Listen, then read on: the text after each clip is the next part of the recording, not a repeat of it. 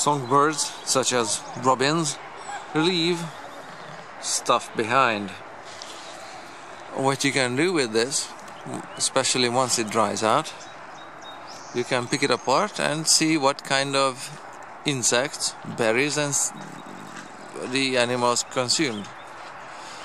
Because whatever is in the bird's diet, not everything is digestible, and pieces of exoskeleton from insects and seeds can be identified from bird droppings.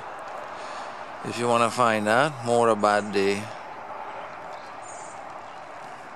etymology and the local flora and fauna, what's being consumed by birds,